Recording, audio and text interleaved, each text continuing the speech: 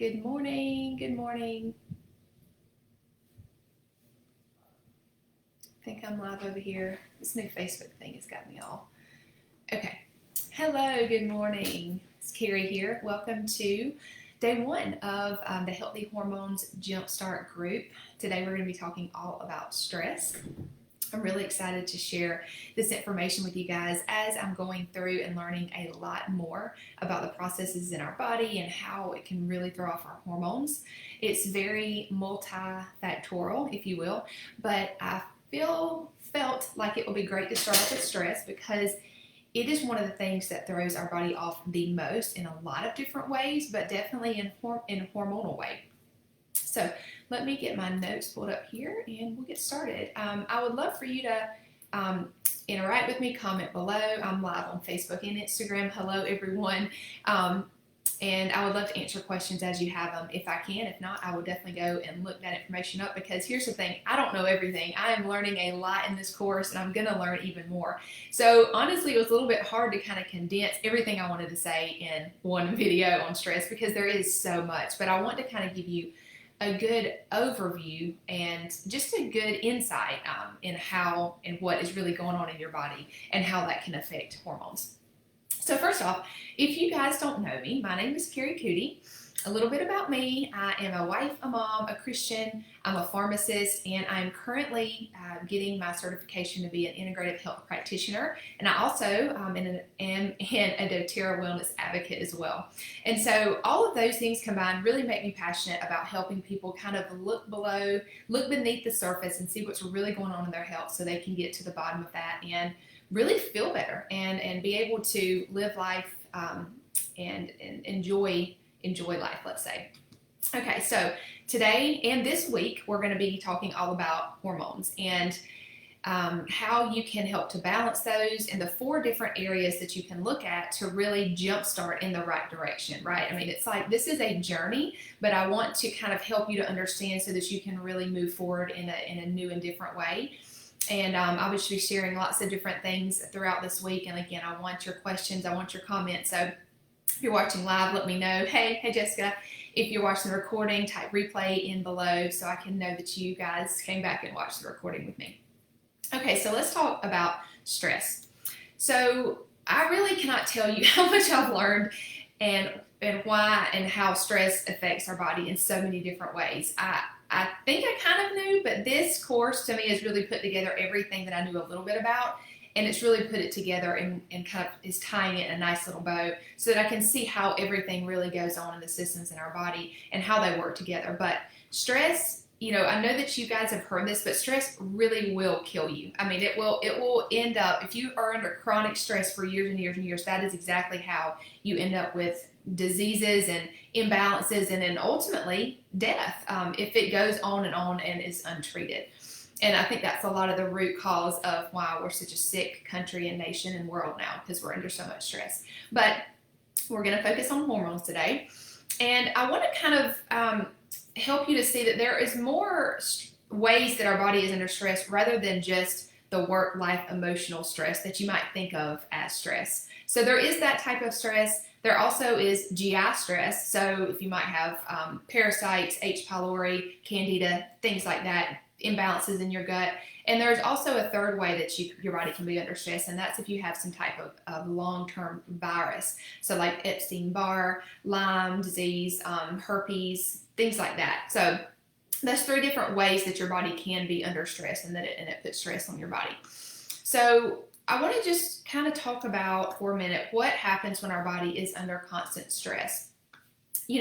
When you think about your body being under stress, you don't really think about it being in fight or flight mode. I know a lot of you have probably heard of that. And what fight or flight is that means that your body is gearing up because it thinks you're about to be attacked by something. Maybe let's just say a tiger, for instance, right? If you see a tiger coming, you're automatically going to be in go mode, let's just say. And honestly, we don't equate that with the type of stress that we feel on a day-to-day basis because our body is gearing up for that type of stress because that's what our mind perceives, and so that's what it's telling our body to do.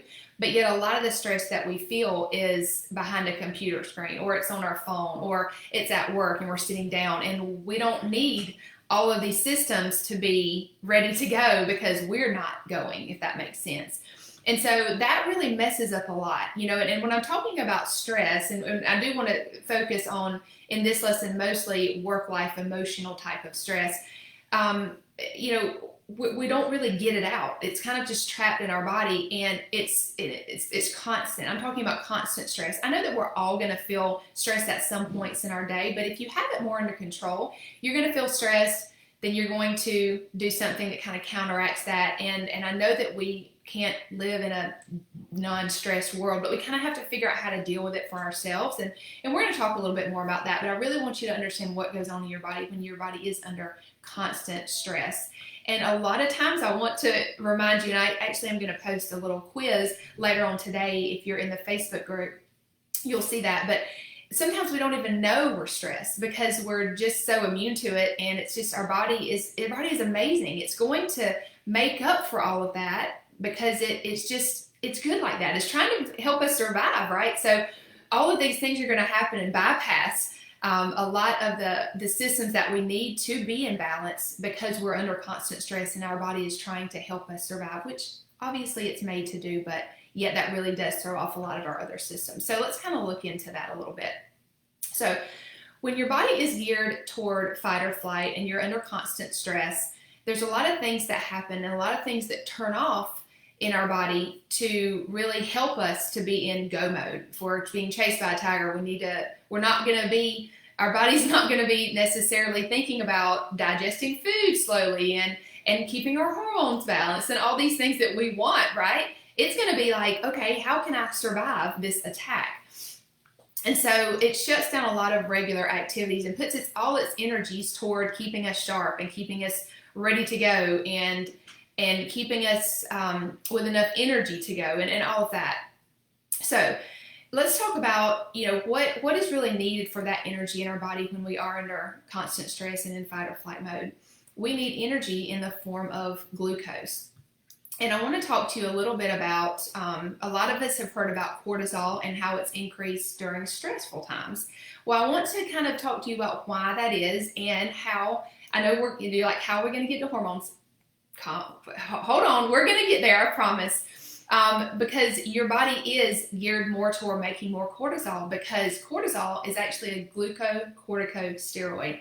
And I want you to kind of remember I said glucocorticoid. That means glucose. So it's actually a precursor to glucose, and it actually helps to turn carbs and things that you eat into glucose so that you can then have more energy. Your blood sugar raises, and that creates more energy in your body. Just what you need to go and be in go mode and fight or flight, right? But we don't always need that. We don't always need increased blood sugars, and that's why we do have a lot of problems with blood sugars when we're under constant stress. But there's something that's called the cortisol steal that happens in your body when you are under constant stress.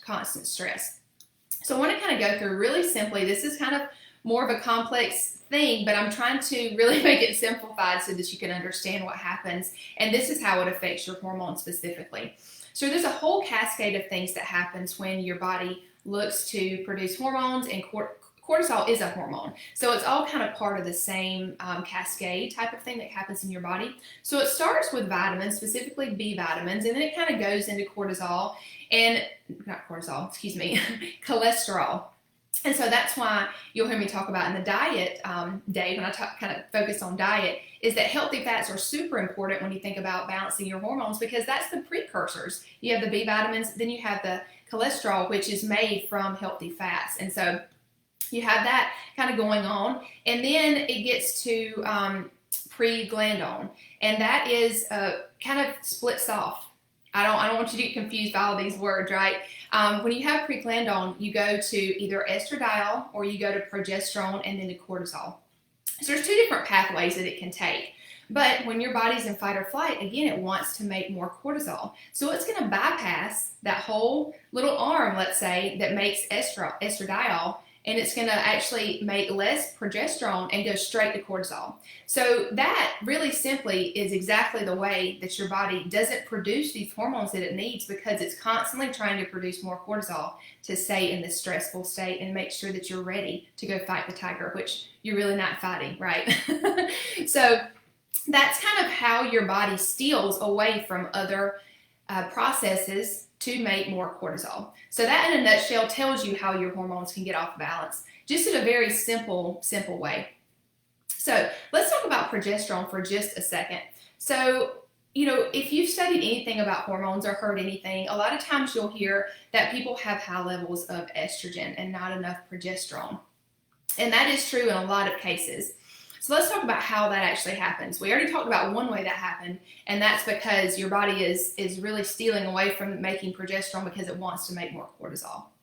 But the second way that it happens is in the female cycle, in the monthly cycle. And I asked people that were joining the group how, when in the Facebook group, what's your most common symptom, and what's rating on a scale? What would that be? And a lot of people said hot flashes, moodiness. They said PMS. There's a lot of things that go along with our cycle that are unwanted.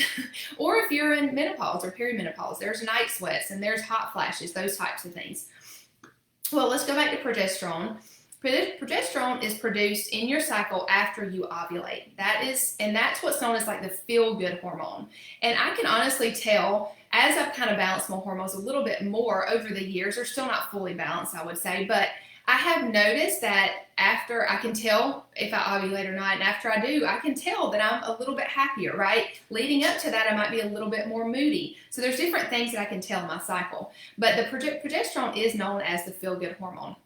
It's very calming and all of that. But the thing is, if we're not producing enough of it in general, and our body, when we're under stress, our body knows that we're under stress, and our body's super smart. And so if progesterone is increased and really released after we ovulate, if we're under stress, our mind's going to tell our body, this person can't handle getting pregnant right now. This person does not need a baby right now because they're really stressed out and they're not going to be able to handle it. Like, our body is very smart. And so our mind tells our body, okay, we don't need to ovulate this month. We can't handle a pregnancy. We're just going to skip ovulation, and so therefore progesterone is not going to be released. And so again, that is actually how you get estrogen dominance, and estrogen dominance is what leads to all these symptoms. So the PMS, the night sweats, the hot flashes, the moodiness, the cramps, all of that kind of stuff. That is exactly how that happens. So hopefully that makes sense at a very basic level, but that's really what's going on in your body. And two, I'm not going to go into it a whole lot, but thyroid issues and hormone issues go hand in hand. That's because a lot of these processes are thrown off, like I mentioned, with the hormones. The same types of processes are thrown off with thyroid. And if there's enough people that want me to go through what it does to your thyroid and how that kind of works, I'll do that on a different video. I'll kind of maybe do that as a bonus video. But let me know if that's interesting to you guys, and I can definitely do that. I've also heard coming into this group, it's hard for me to lose weight. I don't understand why I can't lose weight. I know it has something to do with my hormones, but I can tell, right? I'm having these problems. Maybe you're really trying to clean up your diet and you're exercising, but you're still not being able to lose weight. That can go right along with stress on your body.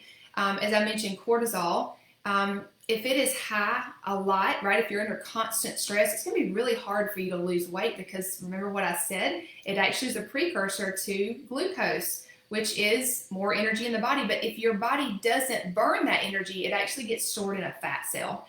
And your body stores it because it's trying to store up for when you do actually go fight that tiger.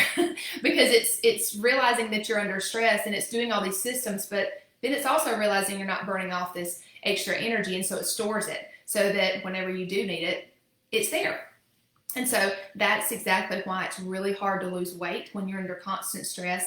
And then it's also throwing off your hormones as well. So that's also why it's really hard to get your blood glucose managed.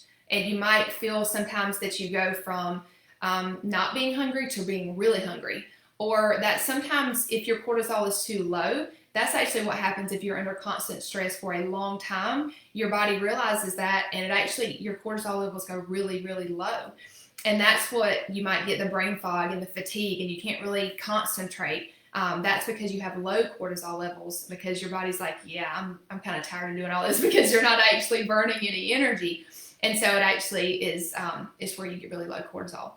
So Hopefully that helps you kind of understand a little bit of the processes that are going on and kind of what stress is doing at a hormonal level. And also, a lot of people mention weight loss, so that's why I kind of wanted to throw that in there. And we'll get more into that in the diet module, section video that we're going to do later on this week.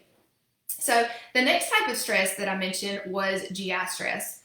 And like I mentioned, also, if you're in fight or flight mode and your body is looking to go chase after that or get ready to chase after that tiger, it's not going to be digesting food very well. It's going to be very slow, very sluggish to digest your food, to really give it the energy that it needs, because it's trying to make sure all the energy is ready for you to go and fight. It's going to take away energy that you need for digestion, and digestion takes a lot of energy from your body. And so that's why, too, I'll go over that and when I talk about diet. If you are under constant stress, you really need to try to give your body things that are very easy to digest, because you're going to have a lot of digestive issues if not, because your body just doesn't have the amount of energy that it needs. It's not prioritizing that because it's prioritizing energy in other ways. You're going to have a lot of problems with the digestion. But at a very simplified level, if you have stress on your GI we're still talking about life, work life, emotional type of stress, you're going to not be digesting food correctly. And so that means a lot of the food that you take in, even if it's really healthy food, you're not going to be able to process it. That means you're not going to be able to get the most out of your food. So a lot of those vitamins and minerals that you do get from your healthy food, you're really not getting because you're not digesting it and assimilating it correctly, let's say. And so remember how we said a lot of those vitamins are the precursors to your hormones. And if you don't have those, it's going to be decreased. Your hormonal production is going to be decreased, and therefore it's going to be out of balance. But also, you're going to have, if you have GI stresses in the form of H. pylori, candida, parasites, something called SIBO. If you've ever heard of SIBO, it's SIBO. It stands for small intestinal bacteria overgrowth. It's like, I hope I don't forget this. I've heard it a lot, but I didn't really understand what it was. It's just an intestinal overgrowth in your small intestine, which all of these things are ways that your digestion is off, which and therefore means that a lot of your other body systems are going to be off. So I just wanted to mention that. That's a lot of the reason why, if you've done maybe your diet, you eat very, very well, you exercise, if your digestion and these GI stresses are not taken care of, that's why you're not going to really reach the health that you want to, and especially when we're talking about hormone health, that as well. That's a lot of the times the root cause of what's going on. So I just wanted to mention that. So I'm trying to keep these videos short, under 30 minutes. So what can we do? What can we do to decrease stress? And this is one that a lot of times we have in our mind, I just live a stressful life. What can I do? I want you to kind of maybe shift your mindset to not always just go to that. Well, there's nothing I can do about it. I'm under a lot of stress. My job is stressful. My life is stressful for whatever reason. I just can't do anything about it. You can do something about it. I'm going to share with you a little ways that I like to deal with stress. But there's a will, there's a way, I promise. We can make our lives less stressful if we want to. But a lot of times we have that mindset of, I'm just stressed, so I'm just going to continue to just kind of deal with it. But as you can see, we need to find other ways to deal with it, because there are things that are out of our control, but there are things that we can control. And so I'm kind of helping you, and hopefully you can think of ways that you can control these things. And I'm going to be posting more throughout the day on this in our Facebook group. So if you're on Instagram watching, make sure you're in the Facebook group, or you can also, if you're on Instagram, go to the link in my bio, and I'm going to be sending out an email. So guys, sign up for the email list, and I'm going to be sending out an email with some of these things. I'm going to be sending out the recording to this in case you want to watch it and you're not on Facebook. I'll be sending that out too. Okay, so some things that we can do. Sleep is very important when we think about stress and our hormones, and also how we deal with stress throughout the day. So first, let's talk about sleep. All of our body systems are rejuvenated with sleep in general. I mean, that's just the best way I can explain it. And most of you guys know this, but sleep is very important. And honestly, if you don't get enough sleep, you're going to continue to be more stressed. Because I know if I don't get proper sleep, for whatever reason, I'm going to be more stressed throughout the day. And I think if you're just used to not getting quality sleep, it's just what you're used to, but that should not be your norm. I know there are nights that I don't get proper sleep, but it's usually because of a child waking up or somebody's ill, or honestly, I've noticed that different times in my cycle, I don't sleep as well. So I'm working to balance my own hormones as well. So I'm on the journey with you. Don't make no mistake about that. But sleep is very important. I love to make sure my room is dark. I love to diffuse essential oils. I like to put them on my feet. Serenity is one of my absolute favorites. Vetiver as well. Those are probably my top two. I also like to make sure that I wind down at night. I know you guys already know this, but I'm just making sure that you realize this is important. So I like to drink hot tea at night just to kind of wind my body down. Maybe it's a hot bath for you. Maybe it's no TV. I don't watch a whole lot of TV anyway. Just trying to limit the screens is really important. So whatever you can do to get better sleep, that's what you need to try to prioritize. Also, I didn't mention the Serenity soft gels. doTERRA makes those. They are amazing. So I really, really like those to help me get a good, deep sleep. Okay, let's talk about stressors during the day and just your mood in general, right? I mean, we're looking to really, this is like a jump start. So I really want you to understand what's going on in your body. Do I think your stress is going to go away overnight? No, I don't. But again, I'm trying to help you realize these are ways that you can take steps to do this. So let's talk about, getting quick wins, right? I mean, if you can get some good sleep, that's really going to help your body out and help it really start to balance. And again, this is only day one. We're going to be talking about a lot of other things like diet, digestive issues. We're going to be talking about ways that you can really decrease your toxic level in your life. All of these things really play a part. But again, going back to stress, these are my top two recommendations for as far as things to add in for stress. So adaptive capsules, the more that I'm learning about all of the different processes and all of the ways our body really bypasses different things when we're under stress, this is golden. Like, it really is. I'm so excited about all the stuff that I'm learning that only further makes me realize that this is like, everybody needs this supplement. Adaptive capsules. I actually did a whole podcast, and I'll link that in here. Let me write me a note or else I'll forget. On exactly what is in adaptive oil and the capsule and how it works. And now I'm realizing I need to do a whole nother one because I can add in so much more. But I'm going to post that in the Facebook group. And you can actually, if you're on Instagram, you can look that up under our Take the Upgrade podcast.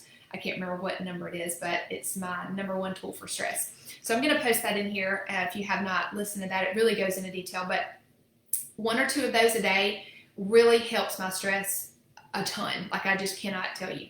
Next is Copaiba. Copaiba helps to calm the body, but it also helps all of our other systems. Just honestly, if we're talking about stress, it helps our other systems deal with stress so much better. And that's really what we're looking for. Yes, we want to decrease stress, but also we're trying to help our body deal with stress. And that's what these two things do. And so Copaiba, I love to put a couple drops under my tongue. You can actually, throughout the day, or you can take Copaiba soft gels. They make those kind of pre-made. You can take those in the morning or at night or during the day. But these two things are a staple. Every single day I use those, and it really helps me to cope with stress so much better, and overwhelm. Same thing, kind of. So that's kind of the add-ins, let's say. Ways to deal with stress. Obviously, there are some things that you cannot control, but there are things that you can control. And rhythms and routines in our day really help. They help me, and they help a lot of us. Even though if you're like, I don't like rhythms and routines, your body goes off of rhythms. And so however you can help that, it's really going to help your body come back to balance. So try to change that mindset. Your rhythms and routines will probably look different than mine, but that's okay. Setting realistic expectations, not putting too much on ourselves.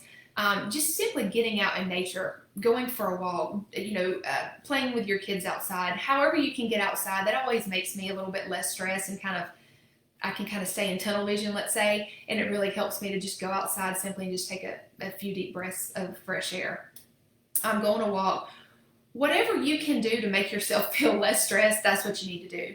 And I think the more that we realize how much stress has an effect on our body, that should push us to figure out what makes us less stressed. whether that's a bath, like you love a bath, that's your thing, or whether it's your quiet time in the morning, or reading a book, or whatever it is. I just wanted to give you a few various things that you can kind of do to really help decrease the stress in your life. But I'm right at 30 minutes. I made it. I hope you've enjoyed this talk today on stress and how it relates to our hormones. And honestly, though, what I'm learning is everything is connected. And we're gonna, as we go through this week, I've got 3 other days to kind of go in different areas with you. You're gonna see it's all connected. And hormones, they are a delicate balance, but they can be balanced. And even though you might feel right now like I'm so far off being balanced with our hormones, you're not too far off. I can promise you that. There is a way back, but it's a journey, and it really is going to take you to be very intentional about the choices that you make as far as how you deal with stress, your diet, how you go about trying to decrease your toxic load. All of those things are really going to play a part in this kind of whole journey. So I hope you've enjoyed this day 1 on this jump start. Let me know below, what was your biggest takeaway? What was your aha moment? Maybe you're like, oh, I always kind of knew a little bit about that, but you just made it all clear for me. I really want to know. I'm learning myself. I want to know, did that make sense today? A lot of these processes I kind of already knew about, but I learned a lot more about them. So give me some feedback. I would love to know if today was helpful. And if you have any specific questions related to today's topic, let me know. Or if it brought up something that you're like, make sure you cover this, put that in the comments below. Let me know. I'm so glad that you're here with me. We're going to get your hormones all on the right track, jump started in the right direction, and I will see you tomorrow for our next video. Bye, everybody.